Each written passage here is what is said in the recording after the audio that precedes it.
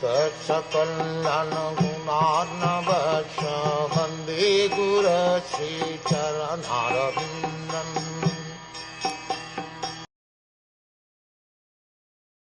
Having been awarded a transcendental body befitting an associate of the personality of Godhead, I quit the body made of 5 material elements, and thus all acquired fruitive results of work stopped. Informed by the personality of Godhead that he would be awarded a transcendental body befitting the Lord's association, Narad got his spiritual body as soon as he quitted his material body.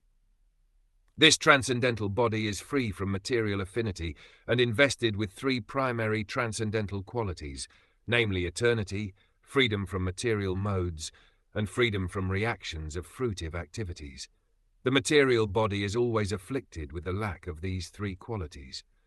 A devotee's body becomes at once surcharged with the transcendental qualities as soon as he is engaged in the devotional service of the Lord. It acts like the magnetic influence of a touchstone upon iron. The influence of transcendental devotional service is like that. Therefore, change of the body means stoppage of the reaction of 3 qualitative modes of material nature upon the pure devotee.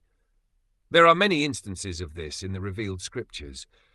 Dhruv Maharaj and Prahlad Maharaj and many other devotees were able to see the personality of Godhead face to face, apparently in the same body. This means that the quality of a devotee's body changes from material to transcendence. That is the opinion of the authorized Goswamis via the authentic scriptures.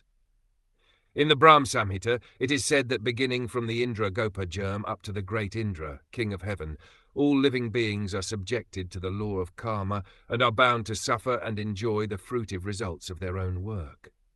Only the devotee is exempt from such reactions by the causeless mercy of the Supreme Authority, the personality of Godhead.